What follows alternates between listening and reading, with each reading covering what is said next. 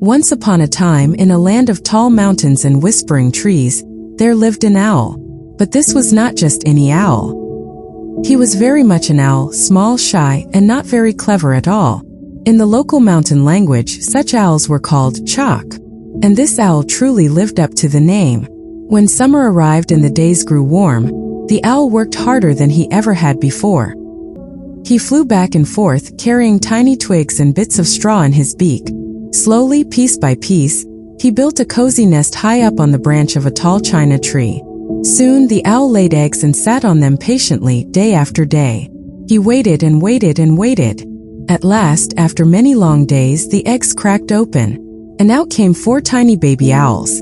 Oh, how small they were! They were round, fluffy, and no bigger than little balls of cotton. Since their father was already a small owl, you can imagine just how tiny his babies were. The owl was so happy that his chest puffed up with pride.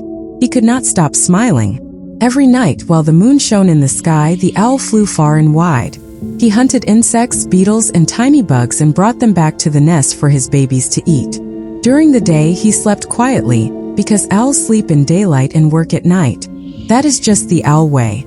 One afternoon, while the owl was sitting near his nest and dozing sleepily, a fox happened to pass by under the tree. She heard the soft cheep-cheep sounds of the baby owls and looked up. "Well, well," said the fox with a sly smile. "Congratulations, owl. I hear you have new babies." The owl blinked and nodded proudly. The fox called out, "Tell me, owl, how many babies do you have?" "By God's kindness, I have 4, the owl answered happily. The fox tilted her head and asked, "Have you given them names yet?" The owl scratched his head and said, "Oh dear, no. I am a very simple owl. I don't know how to name babies. And really, what's the use of naming owl chicks? When they grow up, they will only be owls like me." The fox gasped dramatically. "Oh no, no, no. That's not right at all," she said. "Every child must have a name, even an owl's child. And don't worry, owl. I am very clever. I name children by looking at them. Just drop one baby down, and I'll give it a perfect name." The owl thought for a moment. He trusted the fox. After all, she sounded confident. So, without much thinking, he gently pushed one baby out of the nest. But the moment the baby reached the ground, snap, the fox gobbled it up and walked away licking her lips. The next day, the fox came back again. "Hello, owl," she called. "How many babies do you have today?" The owl replied sadly, "Yesterday I had 4. You ate one. Now I have only 3. The fox smiled and asked, "Have you named them yet?" "No," said the owl firmly, "and I don't want to. Please go away." The fox narrowed her eyes. "If you don't throw down a baby," she warned, "I'll kick the trunk of this china tree and knock your nest down." The owl panicked. If she kicks the tree, he thought, all my babies will fall. So feeling helpless, he dropped another baby. The fox ate it and disappeared.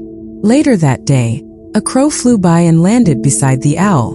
"Hello, owl," said the crow. "How many babies do you have?" The owl sighed deeply.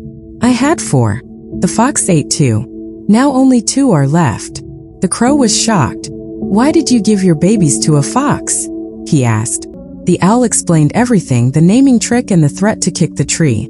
The crow shook his head. "You truly are a foolish owl," he said gently.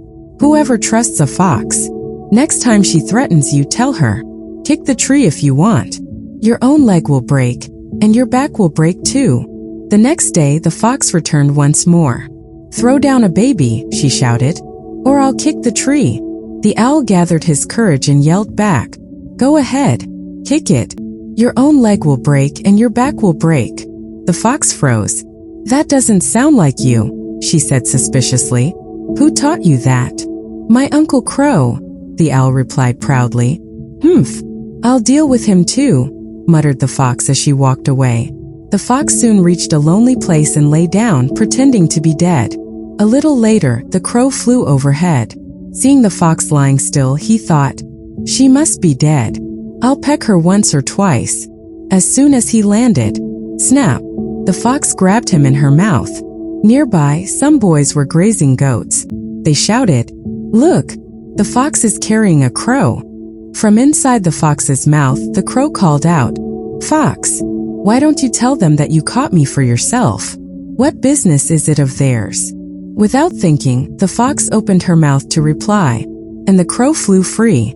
The fox stood there shocked and angry, staring at the sky.